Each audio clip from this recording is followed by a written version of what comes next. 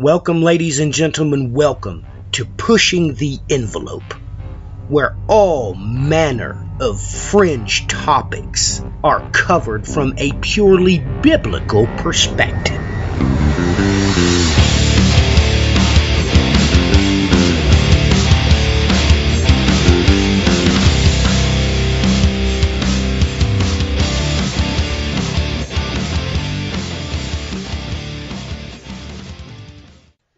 Welcome, ladies and gentlemen. Welcome to the program. It's good to be with you. We have a massive topic to discuss, to challenge, which has never been challenged publicly by Brian or I before. We are seriously going to push the envelope in order to do so. We're going to have to bring on a guest. He's a personal friend of the Brian and I. Has been so for quite some time, since the very beginnings of this ministry, as a matter of fact. His name is Ben. Ben, why don't you come on and give a short bio and your particular areas of study and your opening comments about the topic we're going to cover tonight, your initial reactions that you felt when I asked you about it last night, because this is on the fly. We're going with this as soon as we can. So, Ben? Hey, everybody. It's good to be with you. As Matthew said, I have been participating in the Bible studies and private conversations with Matthew and Brian over the years. And my particular interest or focus, rather, would be the patterns that are in the Bible, seeing things in the Old Testament, in the New Testament, and vice versa. And in particular, my motivation or hope is to just show that the Bible is alive and that it is God's holy word, and there's always something new that you can see in it if you take the time to actually believe it and read it literally. My initial thoughts on the conversation that we're going to have today, it's pretty overwhelming, and I'm going to take a back seat and try to look for those patterns in the Scripture to add and edify what Matthew and Brian are going to be sharing today. So it's good to be with everybody. All right, Brian, jump right in here. What's your initial thoughts about the topic, and then give us an introduction into the topic with why these two chapters can be lining up, and more importantly, why we have a run here in both of these chapters with individuals that's not particularly named, but they certainly provide a service to the entire orchestration of what God is doing. Well, the topic essentially begins here with a combination of Revelation 9, Leviticus 16, and as you see us go along further, you're going to notice that there's more and more that ties into this here. Now, we began to look at quite a few things in this over the course of the last few days here. The beginning of Revelation 9, for instance, we took a closer look at the first verse, and it actually says something fairly amazing that there were suspicions of, and then we took the time to actually confirm that last night. We go down further here. We start looking at, obviously, some of the most debated, one of the most debated topics over the last few years that I've come across is what's going on here with verse 11 in Revelation chapter 9 with Apollyon and Abaddon. And then, of course, we come over here to Leviticus 16 with the scapegoat, and who is it that is the one that is dealing with this scapegoat situation. So with that said, I guess I can hand it back over to everybody else. Well, ladies and gentlemen, this is the premise. We all know that the book of Hebrews, beyond any shadow of a doubt, loudly declares in Hebrews chapter 13 that the infamous sacrifice, the atonement sacrifice, performed yearly had individuals involved in it that were separate, having any involvement from the offering that was fulfilled by Christ. No doubt about it. We will take this from the New American Standard Bible, Leviticus chapter 16 and verse 8. Aaron shall cast lots for the 2 goats, one lot for the Lord, and the other lot for the scapegoat. We know that Hebrews gives us great details as to the fulfillment of Christ for the one that fell for the Lord.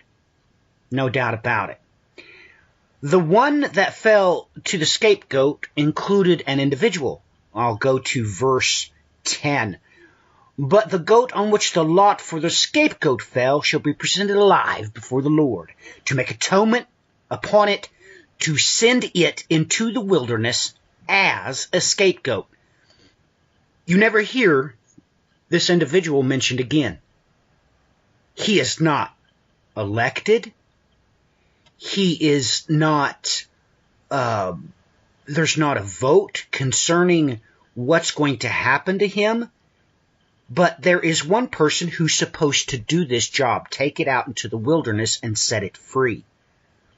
Now, this is extremely curious. Now, when you really look at it, going down all the way to verse, let's see here, all the way to verse 20, 21, it says that this individual that shall be in ready, that's really all it says, is the one that is to release it. Now, this individual is just out in the open. You don't know anything more about it. But then there is a second individual with him that is mentioned. Down in verse 28, it says that after the atonement sacrifice is made, you're supposed to take the refuse outside the camp and burn it.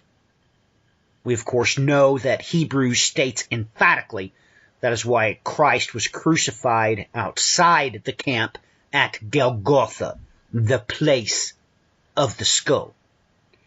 Leviticus chapter 16, verse 28.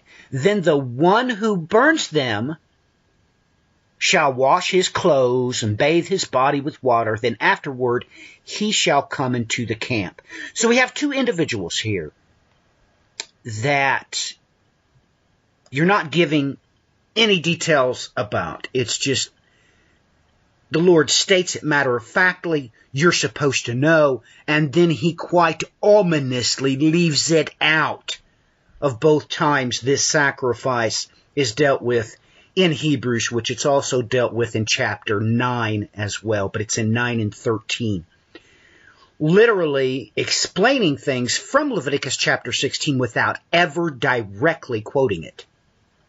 So, with this in mind, that something is of massive orchestration here. When we go to Revelation, the 9th chapter, we start seeing massive correlations here. And we all know that this is the 5th and 6th trumpets. That there are individuals named, of course, with the 5th trumpet. You have the infamous one named that you really can't pin him down. God tells you, but then he doesn't tell you because he gives it 2 names. This entity is called Abaddon in Hebrew and Apollyon in Greek. Now, from there it says the first woe is past, letting you know that something massively is at work, because not only that, the whole diatribe starts out with a star that has fallen from heaven to earth. And it is this particular thing that is given the key to unleash the abyss. So a lot of people don't talk about this, or sometimes they infer that, well, that star's name must be Abaddon or Apollyon. But when you get to the next verse, you have the same exact thing. Some entity is inferred, but not spoken of. Let's read Revelation chapter 9, starting with verse 13. Then the sixth angel sounded, and I heard a voice from the four horns of the golden altar which stand before God. Now, take note, those four horns play into the sacrifice, so that should immediately bring you to remembrance of the sprinkling of the blood thereon. One saying to the sixth angel who had the trumpet, release the four angels who are bound at the great river Euphrates. So here we have an angel that gives orders to release these four angels bound at the great river Euphrates, and they only have one job, and that job is clear, so that they would kill a third of mankind. So the first thing that comes to mind is when you look into the name in the Hebrew, Abaddon, you come to this repetition. He is always mentioned with Sheol or death, some type of form of Hades, always. And you realize that, well, God's directing your name to one angel or entity that has a key, and that could be separate, or it could be Abaddon.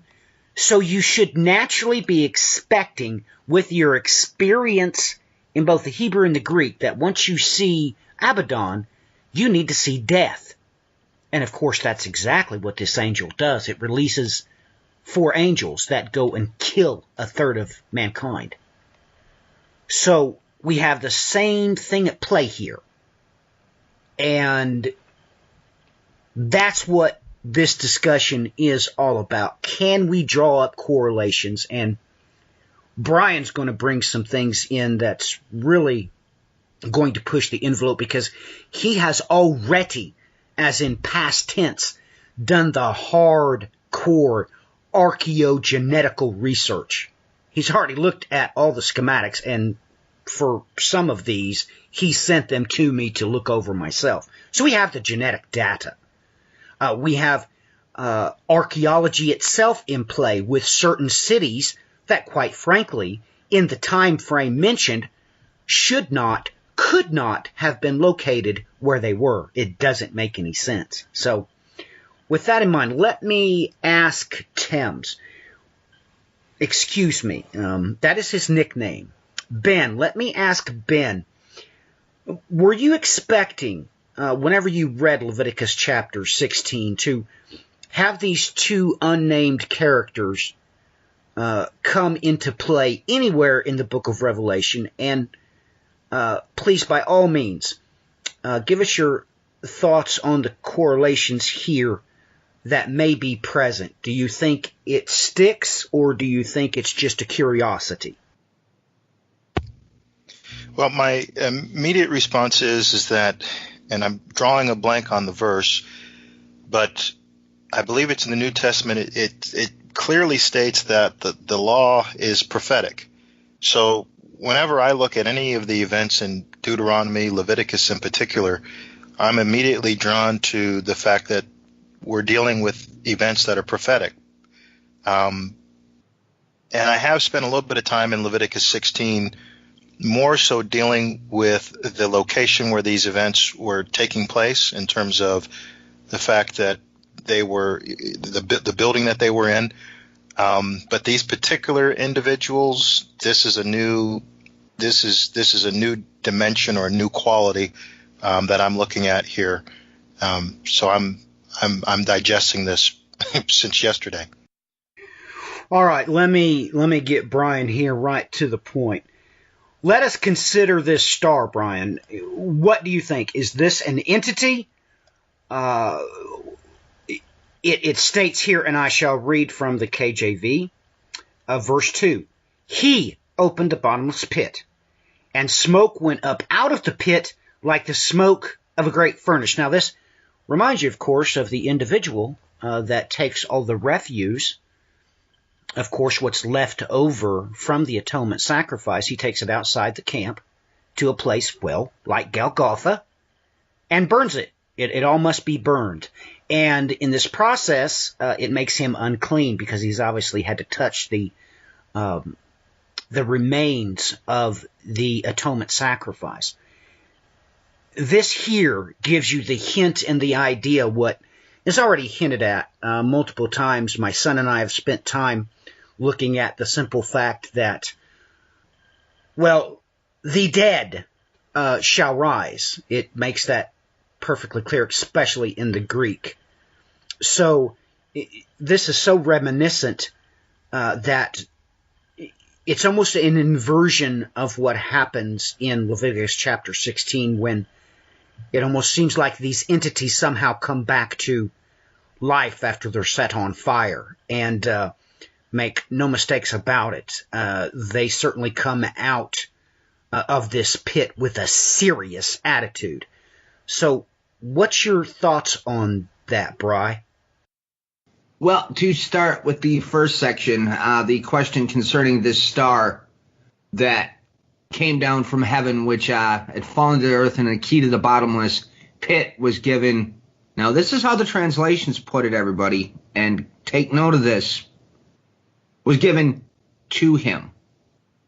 Now, I'm going to point out real quick here that the to him has been inferred into the text. The Greek does not have to him. So then that begins to make us wonder, well, what's going on with this star? Well, we take a look at the Greek word of this through the Septuagint and the Textus Receptus. I'll pull these up through the NASB, the older version of it here quickly. All right, and the first time this Greek word comes up here is in Genesis 1, verse 16. And God made the two great lights, the greater light to govern the day and the lesser light to govern the night. He made the stars also. So right away here we're getting a physical star, not a reference to this star being one of the host. So we go again in Genesis 15, verse 5. And he took him outside and said, now look toward the heavens and count the stars, if you are able to count them. And he said to him, so shall your descendants be. Once again, we have in Genesis 22, verse 17, indeed, I will greatly bless you, and I will greatly multiply your seed as the stars of the heavens and as the sand on which is on the seashore, and your seed shall possess the gate of their enemies. And once again, we've got this in Genesis 26, verse 4, essentially the same thing. And as we keep going through, it keeps repeating the same pattern over and over and over again. We are not getting references to a parallel between the host and the stars. We are getting a description of a physical celestial body. You know, and to further amplify this, when we get into the New Testament, for instance, we bring it over here to Matthew 2, verse 2 and 2, verse 10. Once again, both physical stars. 2, verse 2, where is he who has been born King of the Jews? For we saw his star in the east and have come to worship him. And then Matthew 2, verse 10, and when they saw the star, they rejoiced exceedingly with great joy. Now, these might be two-pointer places in God's holy word, showing us a little bit more than we may have at first seen. So with that, I'll hand it back over to you guys. Well, the direct references to the particular star, of course, let me say this real quick. This is in the acoustic singular masculine case, exactly talking about the star that the Magi seen. It's this exact case and form is only in reference to the Magi star. It's in Revelation chapter 2, verse 28, which states this, as I have received from my Father, and I will give him the morning star. Definitely a reference to a physical object, as well as the last time here in Revelation chapter 9, verse 1. Which, when we look at this using celestial symbology, we have two known objects that are at play here. NASA's mathematical calculations just hammers this straight out. When you implement Jupiter's grand tack and you implement the fifth Nice model, the fifth gas giant Nice model, all this comes into stark clarity. We're talking about two celestial bodies. So Brian and I have done a whole bunch of work. The simple fact that what tripped the Great Flood is most probably the Chicxulub impact crater. And that being the case, well, we have the sign of the Son of Man at play here, and we have the celestial scapegoat at play here. Now, this ties in as to, it could possibly be the celestial scapegoat at play here in Revelation chapter 9, verse 1, because that is his star, the scapegoat star. It is quite possible that what all of you have heard before, of course, is that there's a Nibiru, a planet X, coming in, even though NASA stands stark to declare, no, it's a planet 9. It is a gas giant. Mathematically speaking, they're hoping, now take note because they can't see it, they can only calculate it gravitationally speaking. They hope it's about 10 times the mass of the Earth. That's what they're hoping. They basically know its trajectory. We already know that has been released here just this year. Multiple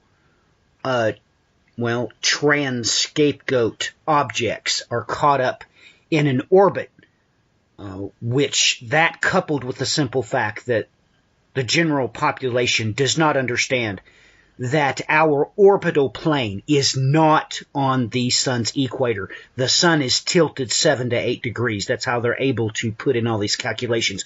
They know that a celestial scapegoat has disarrayed the daily sacrifice.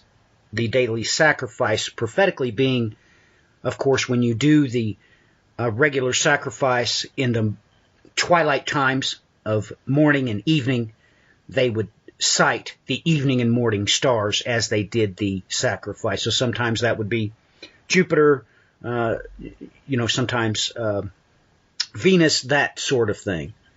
So with this in mind, this takes things to a whole nother level, especially bringing in the scapegoat's prophet, the Assyrian false prophet at play, because he's going to be at work at the same exact time. But to consider something is going on here is absolutely off the charts. The simple fact that, ladies and gentlemen, the entire book of Revelation, the whole purpose of the tribulation, you have to come to grips with this. The atonement sacrifice was 2 parts, and Christ emphatically, as I've already stated, Hebrews chapter 9 and 13 loudly declares, without ever mentioning the scapegoat, that Christ fulfilled the sacrifice for the lot which fell to the Lord. As I stated, it states quite plainly that that's why he was taken out and crucified at Golgotha. That was a shadow and a silhouette of the refuge being taken outside the camp and burned.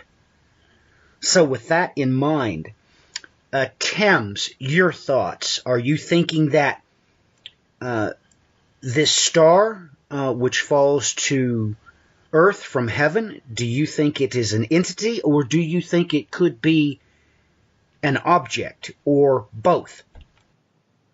Well, you mentioned Jupiter, and I'm going to point out Luke chapter 2, starting in verse 36. There was a prophetess, Anna, the daughter of Phanuel of the tribe Asher. She was advanced in years, having lived with her husband 7 years from when she was a virgin. And when as a widow until she was 84, she did not depart the temple, worshiping and fasting and prayer night and day. And coming up at that very hour, she began to give thanks to God and to speak of him to all who were waiting for the redemption of Jerusalem. So we know that Jupiter has an 84-year orbit. It seems to me that the referenced 84 is a reference to that particular heavenly body, and I think that bears a little witness and edification to what you just said. Well, that is interesting. You would put it that way, mentioning Jupiter's orbit. That is really off the charts, even though I do need to make some clarification. It is Saturn that makes the 84-year orbit. Jupiter makes the 12-year orbit. Now, take pause, everybody. Okay, we need to relay some celestial symbology to you. Jupiter is the sign of the king star. Saturn has always been, and let's go back to the grand tack. We know what pulled Jupiter back out into its place. It was Saturn. Saturn is the sign of God the Father. And just as you heard him relay about Anna, this puts everything really into play in a very serious way. So, Brian, your thoughts on Ben's comments there? Well, to me, the one thing that stands out now that you bring up Saturn is we're most definitely dealing with time here. If you think about Chronos, obviously that's the first thing that, anybody that knows at least a precursory glance at the mythology knows that Chronos deals with time. So that's the one thing that kind of stands out to me. I wholeheartedly agree. You're talking about time, and we got into that a little bit with, just the other day in another private conversation, which we're going to have to cover eventually. So, gentlemen, this is serious business, because we have to remember that the Assyrian false prophet, that is the prophet, we know who he worships from the book of Daniel. There is no contestation about that entity. We realize that the Bible loudly declares that he is able to trample down the host. So with all this in play, you have an inversion here of Anna, that's what very well could be at play, that it is the Assyrian false prophet that commands a host to come down and unlock this abyss, this pit that these creatures come out of. And let's talk a little bit about location, shall we? Brian, what are your thoughts on the Magi coming into play here and some possible archaeological and historical evidence that you have pondered as to where this actual pit may be?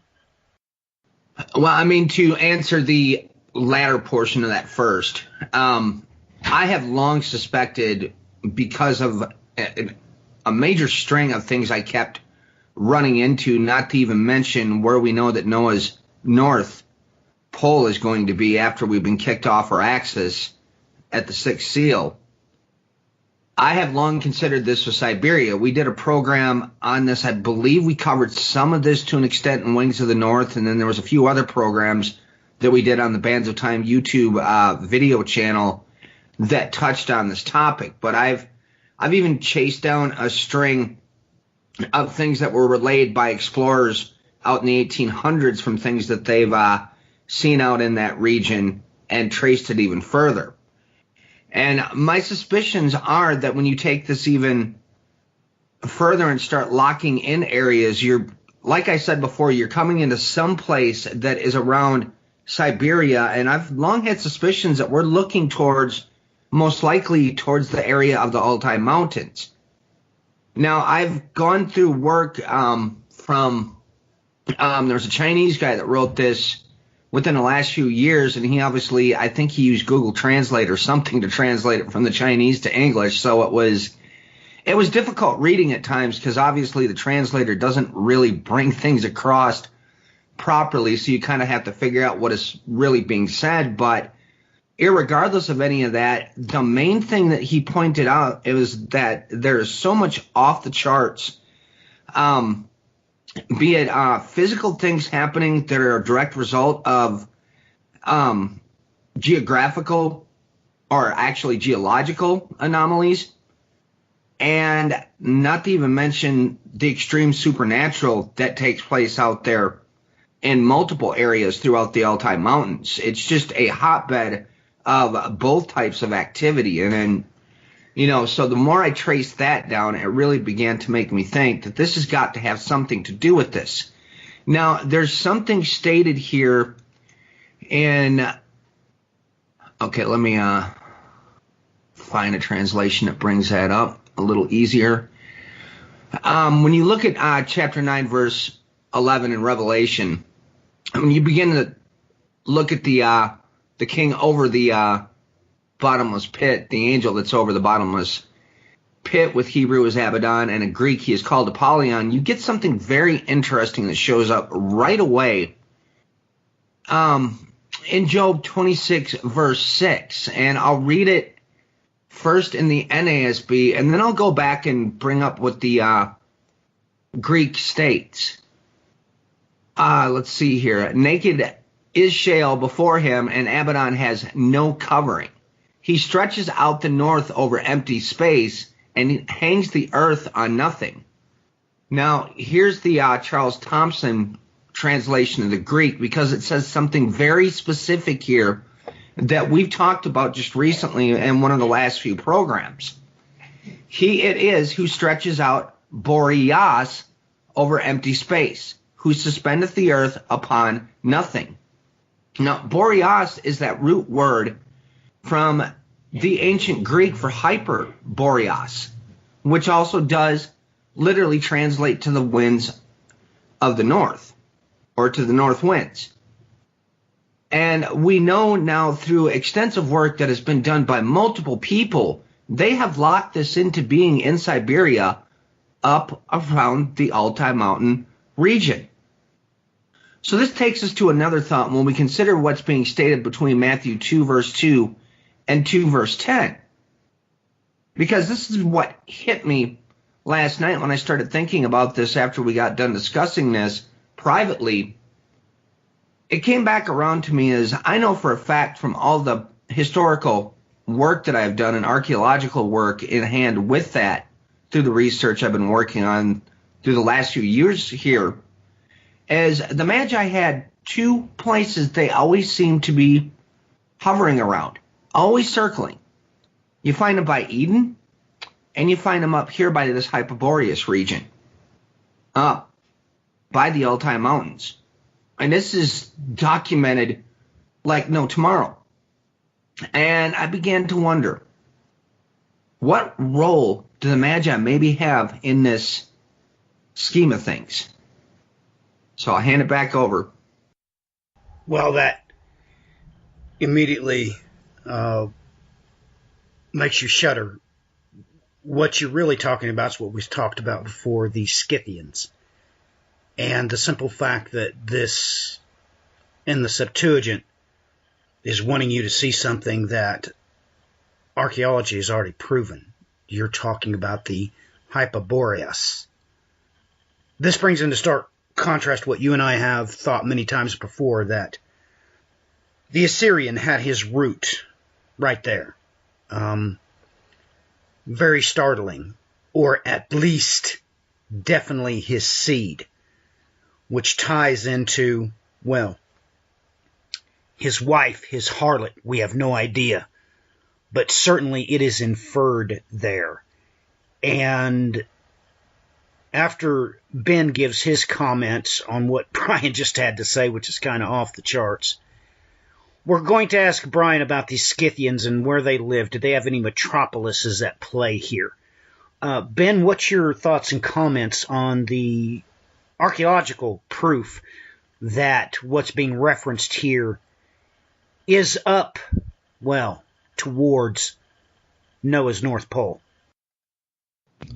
Well, my initial comment is Brian said that Sheol is naked before God, Job 26, verse 6, and Revelation 9 starts talking about those 5 months, which is 150 days. So my attention is immediately drawn to when the floodwaters started to abate after 150 days.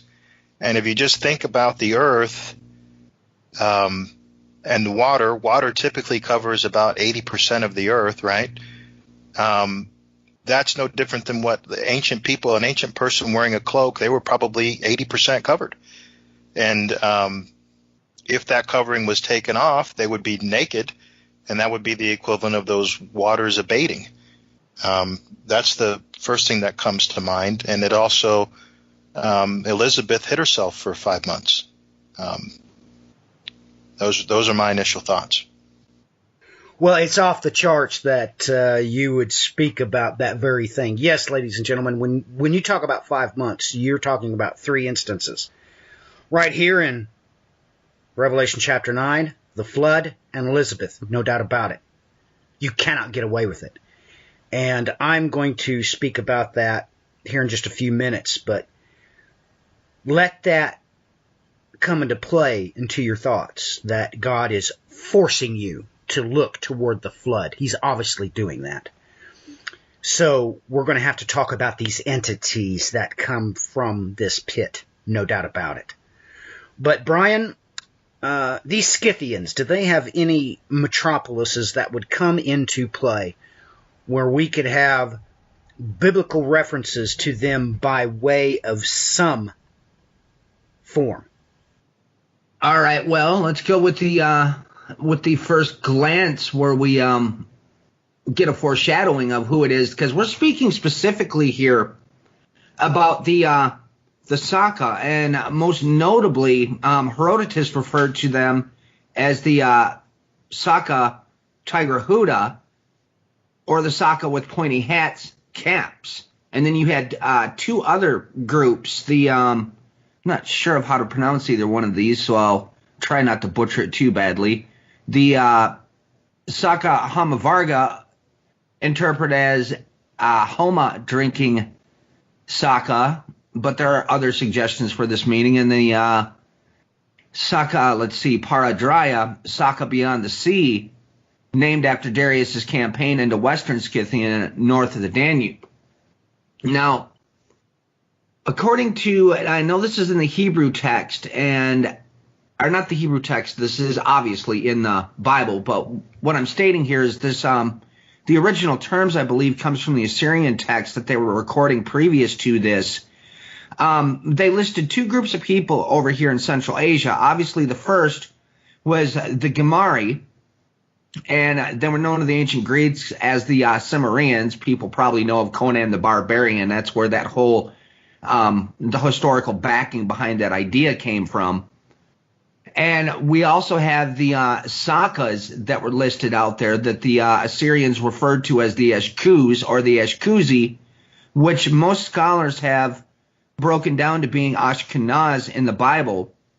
You know, so you've got basically the Gemari, which is Gomer in the Bible, and then you've got the Eshkuz, the Ashkenaz, in the Bible.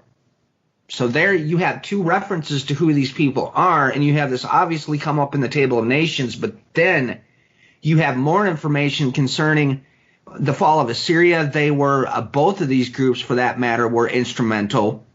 And not to even mention, tied into the fall of Babylon, you've got prophetic text referring to this in Jeremiah with Ashkenaz, Mini, and can't remember the other one off the top of my head here.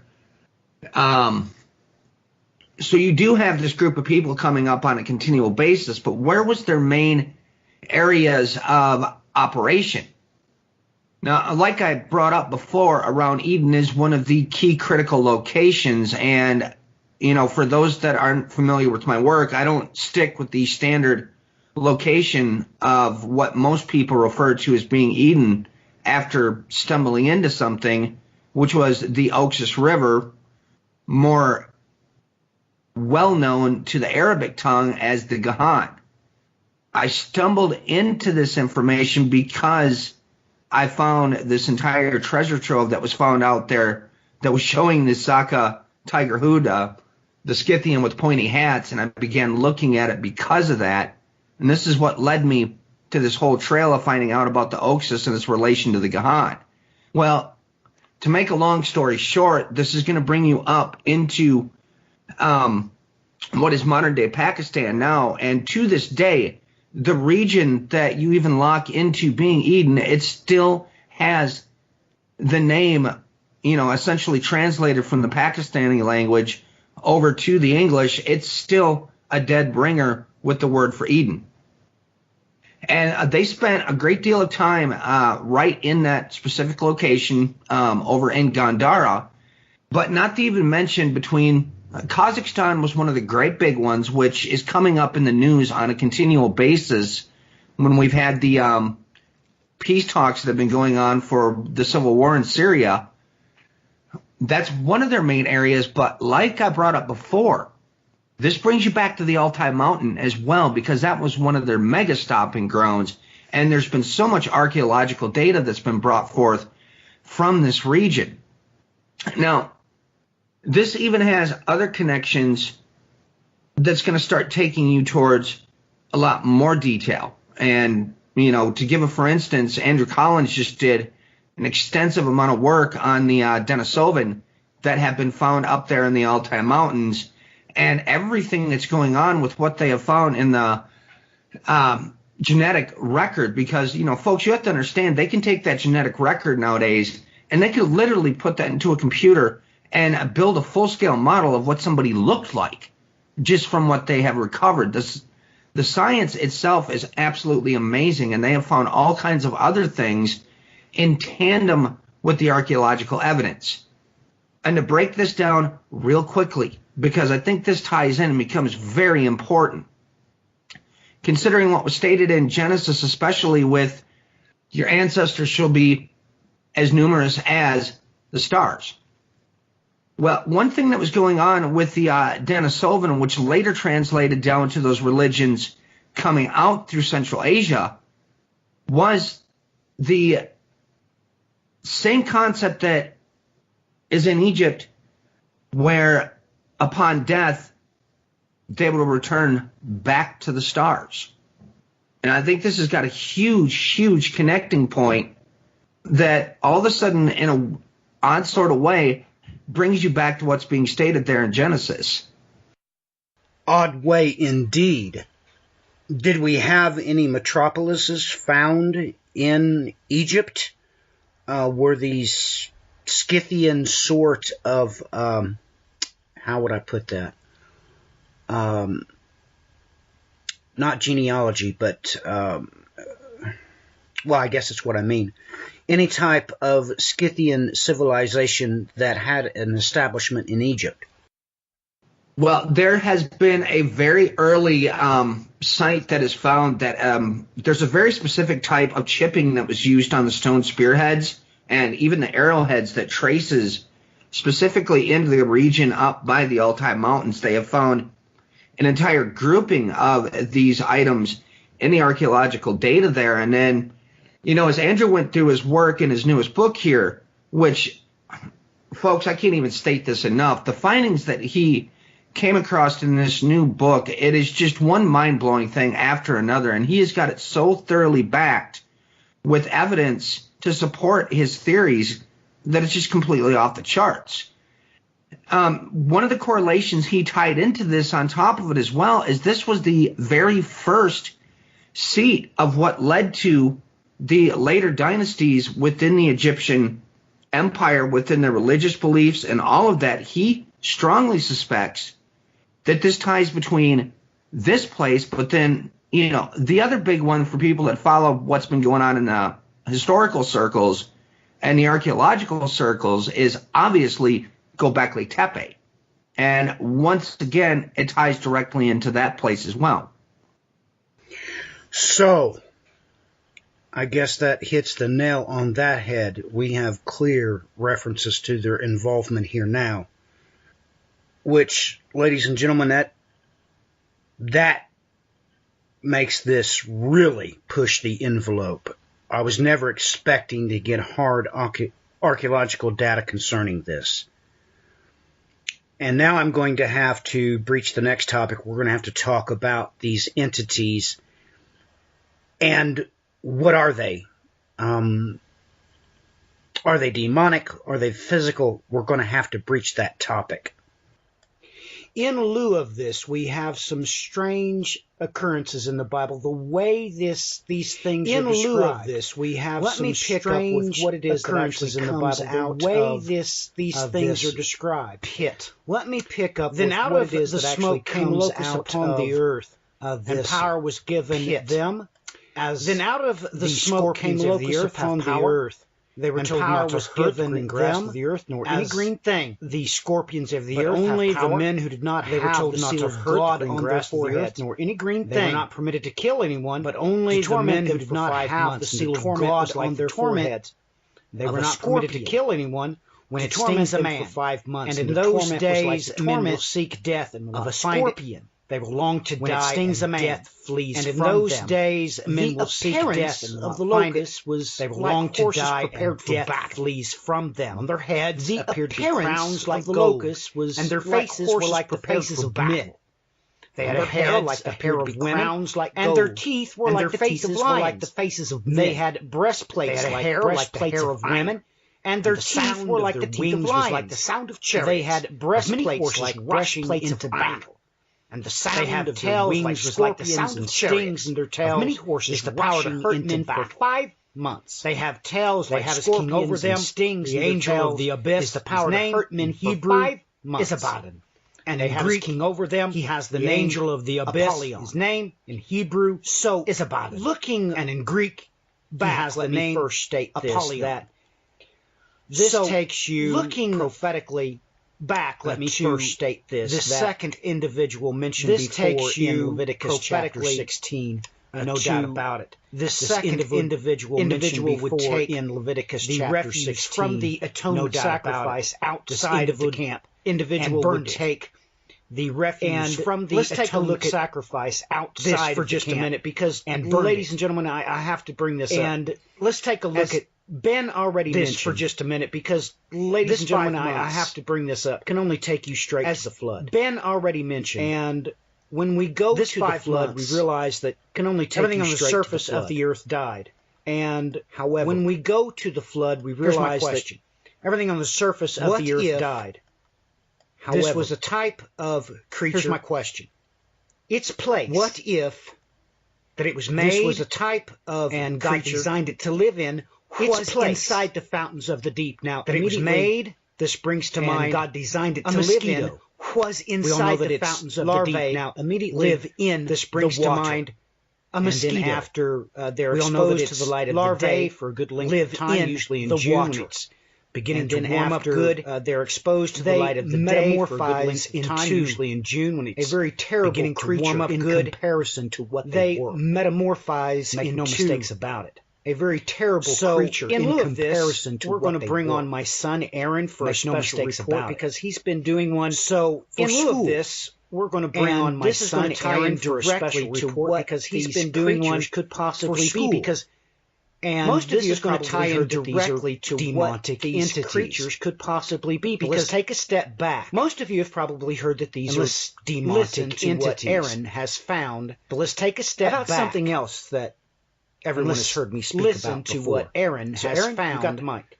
About something else that everyone has heard me speak about before. So Aaron, you got the mic. They have found Tyrannosaurus Rex DNA, and the skeleton is known as B-Rex. Tyrannosaurus Rex DNA, and the skeleton is known as B-Rex. Hell's Creek area of Montana, I'm assuming. And it was found somewhere. They actually did find DNA. Hell's Creek area of Montana, Rex, I'm assuming. That's pretty much the only DNA. They actually did find DNA of dinosaurs. And the big problem with that is pretty much the only DNA we have. That's impossible. And the big problem with that is DNA from a Tyrannosaurus Rex. That's impossible. It's impossible that we have 6.8 million years old from a Tyrannosaurus Rex. We have any at all. It's impossible that 6.8 million years old they're saying that because it's impossible we have for a science project. It was given to me what that code was. Of course, there's a lot of it degraded, but there's for a science project, it was given to me what that code was. Of course, there's a lot of it degraded, but there's DNA strand, and we have a good deal of having put it into the code in that DNA strand and online search machine, which compared it to other genetically related animals online search machine, which compared it to other lists genetically related animals. The first two on the top is the chicken. And the chicken is 78.6%. The first two on the top is the chicken. The chicken is 78.6%. The second is the Japanese firebelly newt, which is 73.6%. The second is the Japanese firebelly newt, which is 73.6%. So we considered this. Okay. And so we, first of all, none of these are reptiles. So we considered this, okay? So a newt is a salamander. First of all, none of these are reptiles. It's in the same family as a salamander. Okay? A salamander, so a newt looks like a salamander, a lizard, but it's not. It's actually in the same family as a salamander. And the salamander undergoes looks like metamorphosis. A lizard, but it's not. It's actually an amphibian, which means it undergoes. If we were to consider that the Tyrannosaurus Rex was actually related to a salamander, or if we were to consider that the Tyrannosaurus Rex was actually related to a salamander, or I looked into it because that it was some sort of. I thought, well, amphibians don't have claws or teeth, right? And I looked into it because, and I thought, well, amphibians don't have claws or teeth, right? We have a toad, well, a frog. I looked into it, and it's called the African. Clawed frog. We have a toad, and it has frog claws on its back. It's called the African, and literally clawed frog. People who hunted them in the area claws on its back had to use spears because they literally at a distance from them because they hunted them in the area had to use spears because they wanted to keep at a distance from them because they could inflict very deep cuts. I have this menacing picture of an arboreal salamander. I looked into it, and it has long, sharp teeth, especially in the menacing picture of an arboreal salamander. If you look up a picture of this, long, sharp teeth, very reminiscent in the males to the dinosaur, and the Tyrannosaurus Rex. If you look up a picture of this, it looks very reminiscent, which is baffling, to the dinosaur, the Tyrannosaurus Rex teeth. Let's talk about this a minute, this list. Ladies and gentlemen, this is what is calculated to be their closest relatives. This list. So the chicken is the closest relative. What is calculated to be their closest relatives. So the chicken is sharing the DNA. Closest relative. The next is this Japanese firebelly newt, which is 73.6, sharing DNA. Next is a Norway rat, this Japanese firebelly newt, which is 73.6. Surprisingly enough, 52.4% of this DNA is human. Surprisingly enough, 52.4% of this DNA is human. Percent matchability, it has 50.8, an equal part with cattle. Percent matchability, 47.4%. 50.8, an equal part with cattle, common, and 47.4%. Now, under further research, my son found out that it's so close to the chicken because, well, the feet are almost identical. Under further research, my son found out that it's so close to the chicken because you see that the feet are almost identical. It reads just like the list, and when you keep going down the list, in the book of Revelation, literally had hair. It reads like just like the list. They had teeth like that. You find in the book of Revelation, when you consider like this, that they had teeth like that. What makes a salamander a salamander? Is it this at one point an amphibian? And just like a frog, makes it's a salamander a salamander? That it undergoes at one metamorphosis just like a mosquito, and just like a frog, and can come up on land. But that it undergoes metamorphosis just like a mosquito. Aaron pointed something out about the bones that can come up on land in the pits. So it brings into question as to whether or not even the Tyrannosaurus Rex in the pits was the larva stage, as to whether or not even the Tyrannosaurus Rex. This is really another big question. What if the other bones found in those same or the adult stage? Everybody has assumed this is a really another big question. What if the other bones found in those same pits? What its babies were? Everybody has assumed that was what the Tyrannosaurus Rex was eating. The adult stage. What if that's what its babies were and they had not yet reached?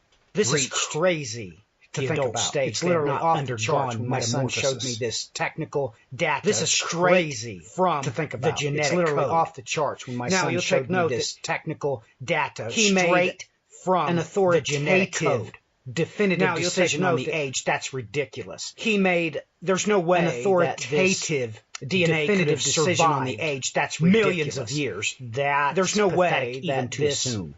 DNA could have survived. But it brings us millions of years. That's pathetic. Everything was killed in the flood on the surface of the earth. But it brings us to this point. But what if these everything was killed in the flood coming on the surface of the earth? Of that there is no doubt. Is in fact something that if these entities that you're seeing coming up out of the pit, and is in fact something that it goes was through designed by God to live there, to be there, its adult stage once it sees the light of day. It goes through its terrible thing to its adult stage once it sees the light of day.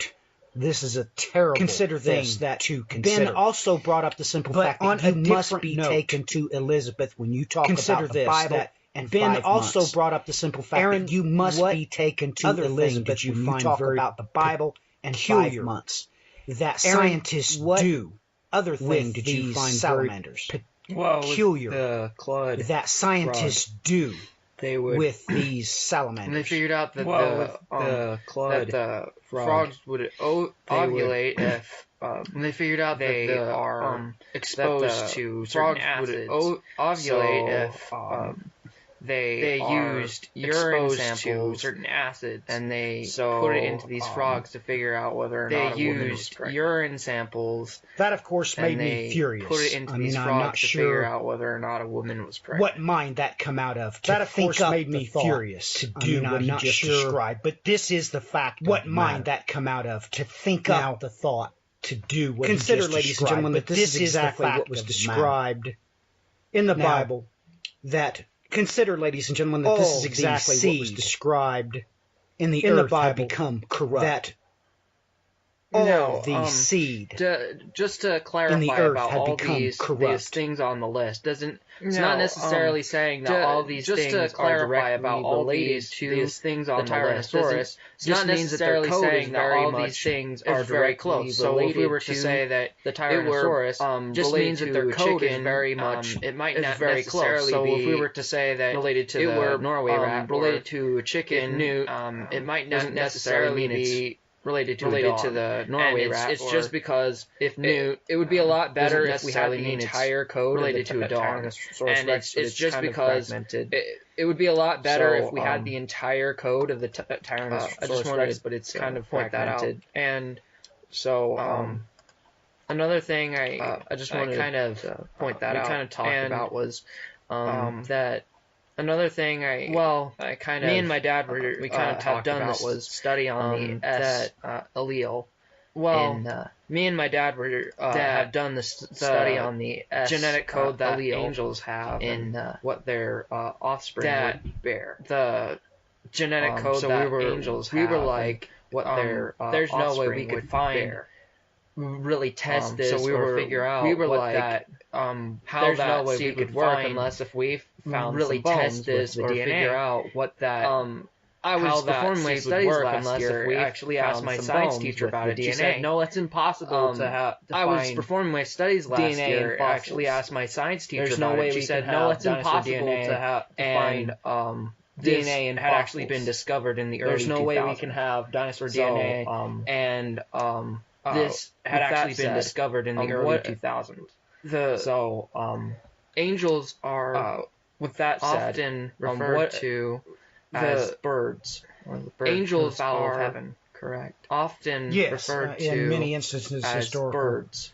Cases we have all kinds of commentary on them being referred in many instances, in other tongues especially. Cases we have all kinds of commentary on them being referred to in other tongues especially. So as the if we're looking at how it's related to a chicken, what if it's actually related to the angel, just the genetic code related to a chicken? What if it's very much like that of an angel? Related to the angel, just the genetic code of a chicken. I find it very interesting too that, like that of an angel. You know, I'm just putting that out a few days ago, October the 18th. I find it very interesting too that Hail the Lizard King. Just T-Rex. A few days ago, October the 18th. This was released, published in Live Hail Science. The Lizard King.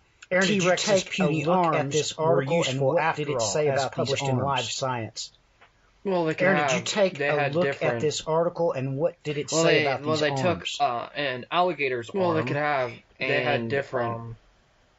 How they took move, and alligators had an extra it could move another direction, and it had an extra. I don't know how else to put it. It could move another direction that it could move at a different point in a way that I saw a video of it a lot more flexible than we think. It could move at a different point the Tyrannosaurus Rex had the feet of a chicken a lot more flexible and the arms of a crocodile. So you're saying that the Tyrannosaurus Rex had the feet of a chicken. All right, Aaron, thank you and the arms of a crocodile. The special report. Or an alligator, correct? We'll let you get back to what you need. All right, Aaron, thank you for school Monday. The special report.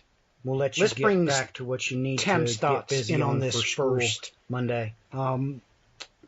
Let's bring. What are your thoughts that he found in on this ties into both the flood and Ben Elizabeth? What are your thoughts that he found ties into both on the research he found and it's Elizabeth? To me, it's mind-boggling. What's your thoughts on that? What's your take on the research he found? It's clear that the Holy Spirit is behind. Speaking loud and clear. Holy Spirit is. I had never even thought to go down loud and clear path in terms of my thoughts, and I don't think anyone else would. It's amazing to go down that path in terms of my thoughts, and I don't think anyone else would. It's amazing. We're speaking earlier. I said that the law, gives us a hint at things which are to come, and that's actually we're speaking earlier. I said that the law is a shadow of things to come. Gives us a hint at things which are to come, and that's actually what Hebrews 10:1 says, that the law is a shadow of things to come. And absolutely mind-boggling when he tore. It's just amazing. When he tore this genetic data apart, mind-boggling, and the results it found. He tore and it literally describes when he tore this genetic a creature just like is described and the results in it found. Revelation chapter 9. Literally describes that's how this a creature just like this Tyrannosaurus Rex was put together. Revelation chapter 9. So that's how this. Let me ask you, Tyrannosaurus Rex was put together. In times past, what did you think these creatures were? And now, after hearing Aaron's report, what did you think they are? These creatures demonic entities, or and do you now, think they after hearing Aaron's report, what is your thoughts? Do you think they are demonic entities? I was under the impression that they were something that was coming out of the pit. I was under the impression that they were something that was coming out deeper here of the pit and see. And this ties in a little bit into. I need to dig deeper here, that Brian and I we're having. This ties in a little bit into some conversation that Brian and I allusions to things that are in another line about chapter of the Bible that allusions to things that are in another. So I need to dig the Bible dig deeper here. Relates to this. Dig deeper, you shall. So I need to dig deeper here. Ladies and gentlemen, let me be blunt to the point. Dig deeper, you shall. Because of Brian's, ladies and gentlemen, all the research he done into genetics is the reason why. Because of Brian's wanted to tackle all the research he done into genetics is the reason why. And my son wanted to tackle Nephilim offspring, the genetics of the cloven. It is because of all of Brian's Nephilim research that it is because he wanted to know if we could ever find some Brian's research dinosaur DNA. No doubt they were unclean. He wanted to know because God did not permit any of them on the ark. Dinosaur DNA, no doubt they were unclean. This making because God did not permit any of them on the ark. Of course, they were wiped out wholly and completely.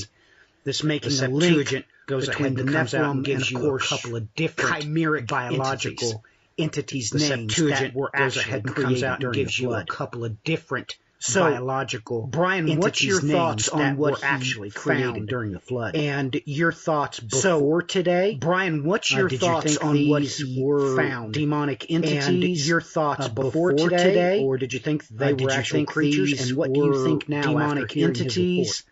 Before today? Well, I mean, a few things stand out. I mean, I find it interesting how they point out that they shouldn't have been able to get any genetic material. Well, I mean, a few things stand out. I mean, I find it interesting how they point out that they shouldn't have been able to get any genetic material. Because there is obviously going to be a dating together from that Tyrannosaurus Rex. I mean, this kind of brings the obvious thing into the equation. There is obviously going to be a dating have to start issue, questioning and then dating. I mean, this kind of brings the obvious thing into the equation.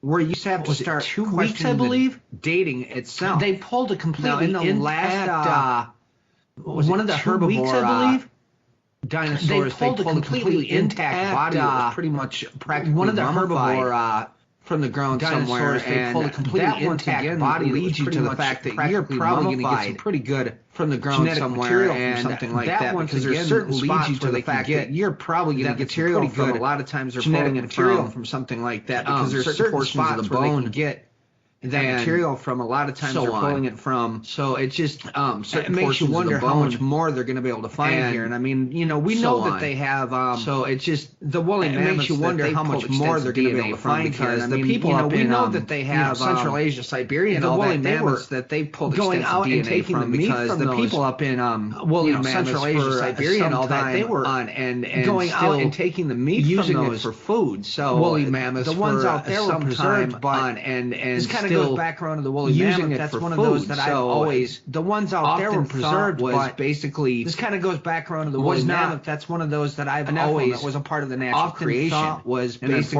unfortunately, they got wiped out. was not. But this is Enough just something that was a I've part of the suspected. natural There's not really creation. much of a way And to unfortunately, completely they got wiped out. confirm this, but this is just something nonetheless, I've we got suspected. plenty There's of not really much of a way to pictures of them completely showing up in very strange confirm places. this. South But, America is one that comes to nonetheless, mind. we've got plenty of So they definitely pictures must of have them been here showing later up in very portion in strange history. places. South America Now, is one that comes to mind. To answer that next so they question, definitely must have been here now, a it's later something we had portion talked in about history. privately Concerning what are these things that come to up answer out that of the next pit. question.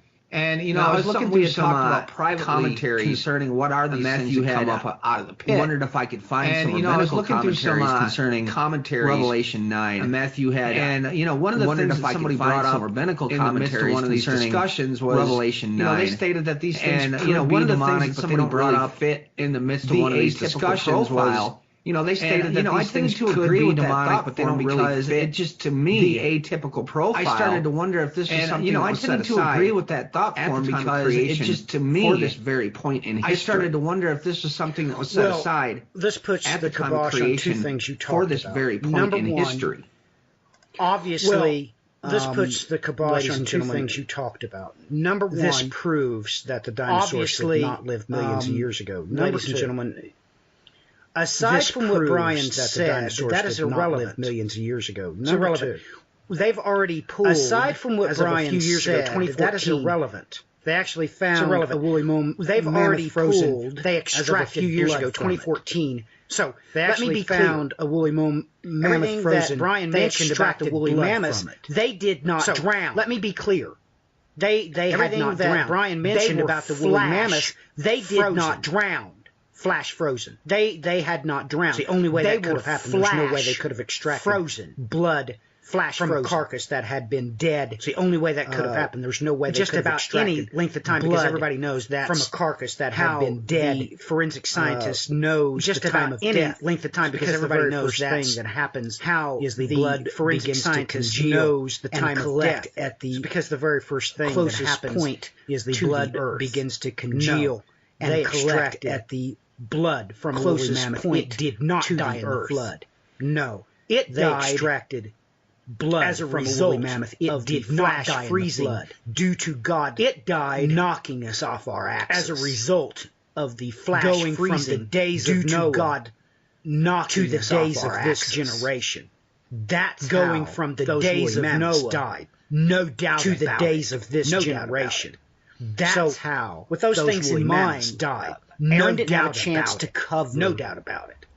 So about the two entities with those things in mind, here, talked Aaron about, didn't have a but you chance might to want cover to go take a listen about to the two entities Christian here conspiracy talked theories about, but episode. you might want to go the rebellion. take a listen of Rahab. to Christian And we may do a conspiracy part theories 2 on that episode based on this, the but rebellion of Rahab. ladies and gentlemen, there's no doubt and about we may it. do a part 2 on that based As I read on the this, next but part, we're going ladies to and hear gentlemen, about there's this no one doubt that about it. released the scapegoat into As the I read the wilderness next in part, Leviticus chapter we're going 16. to hear about this one that You will released take note the that scapegoat before into the today, wilderness in Leviticus chapter 16. may have crossed your mind as to why You will nobody take chose note to that repent. before today. Let's take a listen. May have crossed your Verse mind as to why nobody chose to 13 of repent. Revelation chapter Let's take a listen. 9. verse Then the sixth angel sounded, and I heard a voice from the four horns of the golden altar, which are before God. Then the sixth angel sounded, and I heard a voice from the four horns of the golden altar, which are released the before four God. angels who are bound One with the great sang river to the Euphrates, sixth angel, and the who four had the angels trumpet, who had been released the prepared four for the angels who hour were and bound day with and the month great and river year, Euphrates, and the were four released, angels who so had been that they would kill a prepared third for of the hour and mankind. day and month and The year. number of the armies of the were horsemen released was 200 so that million. they would kill a third of mankind. I heard the number of them. The number And of the this armies is how of the I horsemen saw in the was vision 200 the million. horses and those who sat I upon heard the them. number of them. The riders had And this is how breastplates I saw in the of the vision color the of horses fire and and those of who Hakaneth sat upon them. and of brimstone. The riders And had heads of the breastplates horses were like the heads of lions, of the color of and fire, out of their and of mouths Hakaneth produced fire and smoke brimstone. and brimstone. And heads of the horses A were third like of the heads of mankind lions. was killed And by out of these their mouths three produced plagues, fire and by the smoke fire, and brimstone. the smoke and the brimstone. A third which of mankind proceeded was out of their mouths. killed by these For the three power plagues of the by horses the fire, is in their the smoke, mouths, and the brimstone and in their which tails. proceeded out of their For their mouths. tails are For like the power serpents of the horses and have is in their heads, mouths, and in with their them tails. they do harm. For their tails The rest are of like mankind serpents who were not killed and by have these heads, plagues did not repent and with them of the they works do of their harm. hands.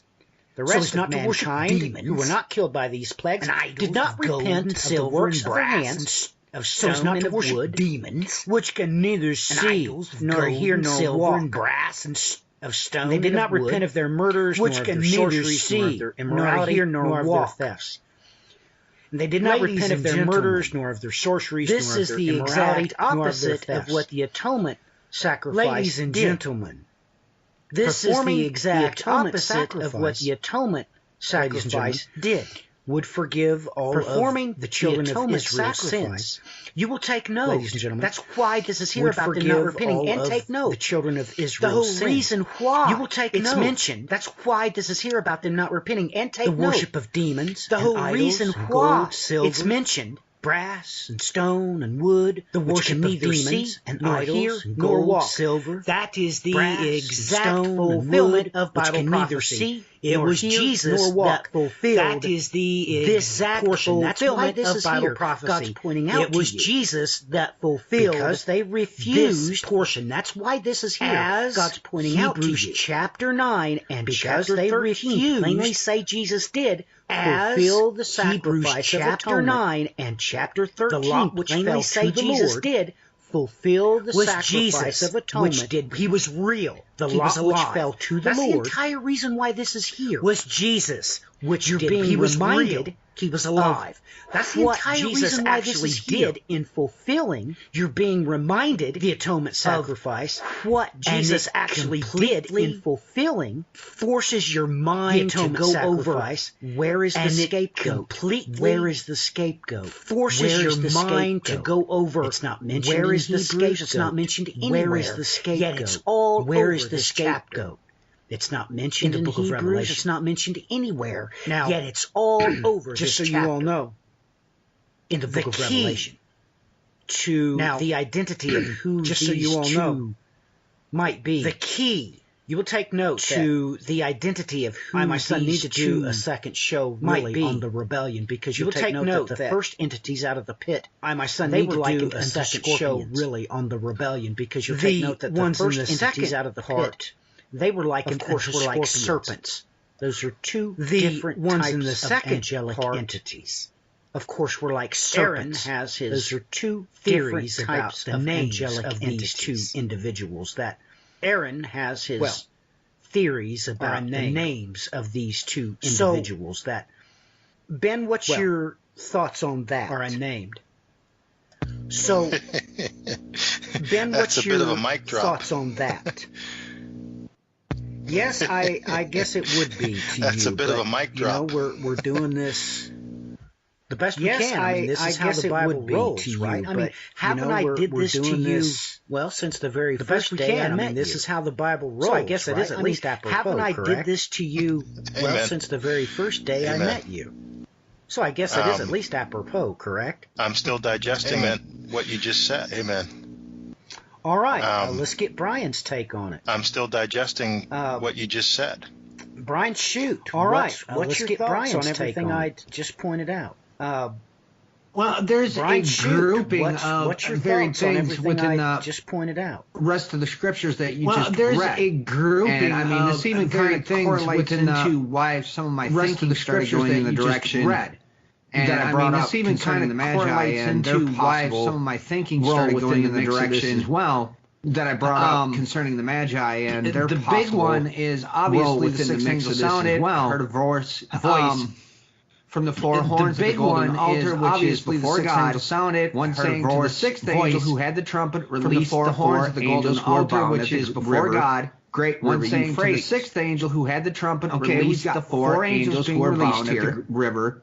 Great, very key critical place. Not to even mention this is where four angels being released here. Globe and understand what happens in the days of Noah. You're not to even mention this is where if you play with why it's going to turn into the globe river and understand what happens in the days of Noah. You're chasm.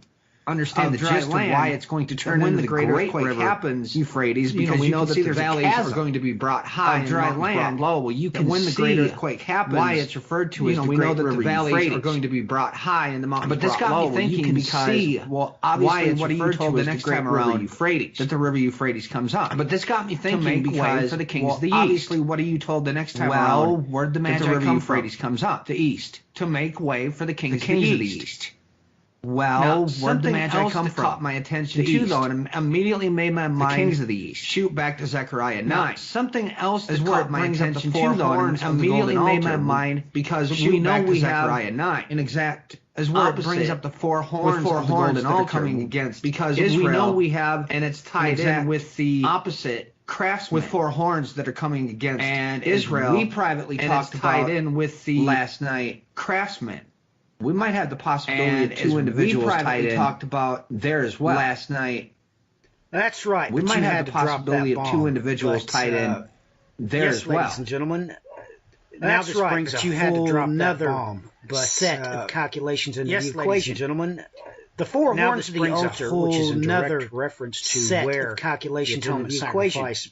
Blood. The four horns of the altar, which is in direct reference You're to also where forced to now understand blood why God calls these craftsmen. You're also forced to now understand why God calls these craftsmen. Ladies and gentlemen, in this Zechariah is all chapter tying 9 things up so nice and neatly when nobody else was expecting. Ladies and gentlemen, this is all tying I completely challenged so nice you because I researched one to make sure, so I had my daughter search it. I completely challenged no you one else ties in the scapegoat sacrifice with any one to make part sure, of the so I had my daughter search it. Completely ignored. No one else ties in the scapegoat sacrifice. No one even mentions part of the simple fact that it's completely ignored. Revelation chapter 9 is all no over. one even mentions Leviticus chapter the simple 16. fact that if you Revelation can't see the atonement sacrifice 9 is all over, it's because Leviticus someone chapter has 16. directed your attention. If you can't see the atonement sacrifice, it's because someone has directed directed your your attention attention elsewhere. Well,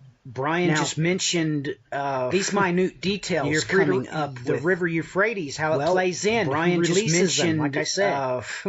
This is the one the river Leviticus Euphrates, 16, how it plays in, that releases them, like I said, into the wilderness. This is the one in Leviticus 16. You're not told anything. All you're that released told the scapegoat into is the wilderness. Partial of one verse. You're not told anything. That's it. All you're told, a voice from the is four horns, the golden partial altar, of one God. Verse. That's one it. saying a to the voice sixth angel. from So the there's an four entity horns, here the golden altar, that which is before tells God.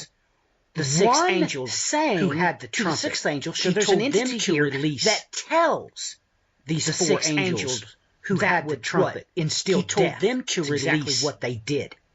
They these immediately four were given angels marching that orders would to wipe instill out death. 1/3 of That's mankind. exactly what they and did. the rest that They were left immediately were alive given marching would orders not to wipe out 1/3 of mankind. accept, and the rest that were the left atonement alive sacrifice would not of the Lord Jesus Christ.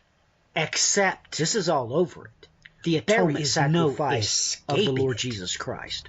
So This is all over it. I'm not sure There is no if we can reach any conclusions tonight. And I think that I'm not maybe sure it's not a beautiful if we time can reach for any anybody to make conclusions tonight. And I think that maybe Definitive it's not stances a on beautiful this. time for anybody to One make thing is for any. sure. Everybody Definitive needs to start stances studying on this. Leviticus chapter 16 One thing is for and sure. Revelation chapter 9. Everybody together. needs to start studying Leviticus And no one understand chapter this. when it mentions 5 months, Revelation chapter 9, it can only be referring, and no one understands this, Elizabeth, when it mentions 5 months and her baby, it can only be referring, that was still in the matrix, to Elizabeth and the flood, and her baby. That's what God is wanting still in the matrix to look at. And the simple fact that flood. That's what God is wanting. How did my son come up with this to look at? And the simple fact that it just infuriated me when he said it, and I really lost my temper with him. How did my son come up with this? What kind of God hater would come up with the? And he just infuriated me when he said it, and I really lost my temper with him. The what urine kind of God hater would come up with and inject salamanders with it? That's to take Antichrist. That's the urine of pregnant women and inject who would think salamanders with it? But that's just Antichrist. That's an Antichrist thought. Let me take pause. I mean, who would think such a thing up? But and I keep going back and forth between your name and your nickname. I'm sorry about that. Tim's, that's okay.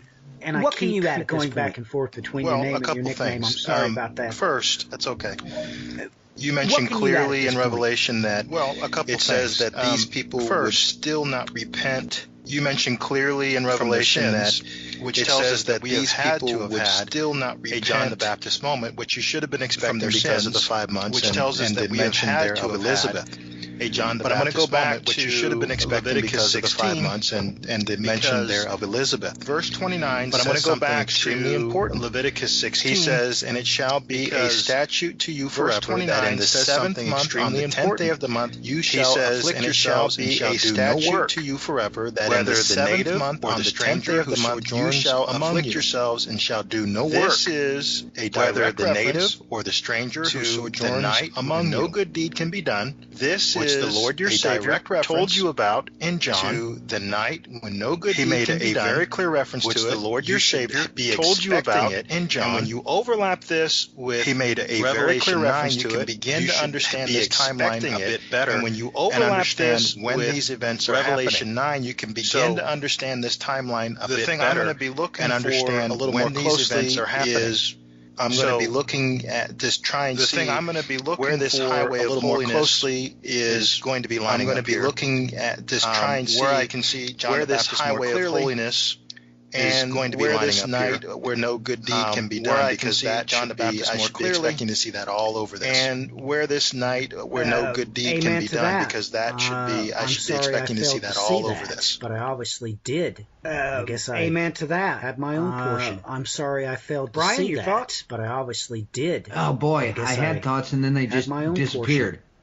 Brian, your thoughts? I mean, yeah, we had talked about. Oh boy, I had thoughts and then they just took a little bit of a break here. And I mean, yeah, we had talked to see these things all over that. Privately, we took a little bit of a break here. No matter how you look at it, you can begin to see these things all over that. With that in mind, ladies and gentlemen, no matter how you look at it, broadcast to do tonight. Well, with that in mind, ladies and gentlemen, special guest Brian and I have another broadcast to do tonight. I hope you have your plates full.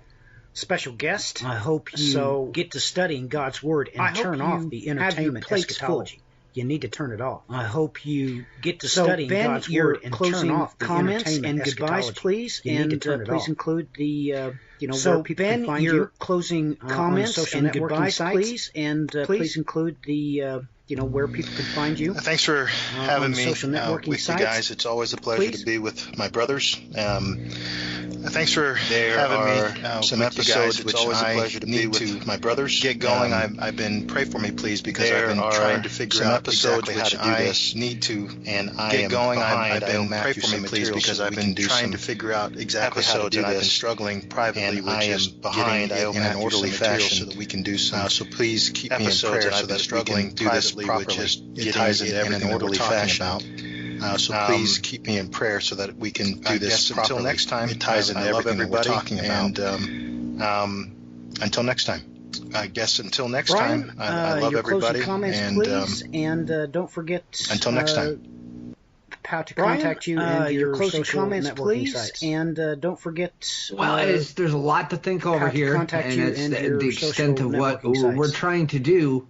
There's a lot to think over here, and it's the extent of what we're trying to do. Absolute solutions, but you brought up, I think this is what God wants you to do sometimes, is sit down and look at His Word, solutions, and think. But we spend a lot of time. I think this is what God wants you to do sometimes, is sit down and understand, look at His Word, and certain odds and ends. We spend a lot of time, quite a bit. I mean, that's, thinking over His Word, trying to understand operating procedure around here. Certain odds and ends, quite a bit. I mean, that's with that said, you can contact operating procedure around here. Twitter is probably the easiest way to find me at the Bands of Time. With that said, you can contact me. There's the Bands of Time. Twitter's probably the easiest way to find me at the Bands of Time as well.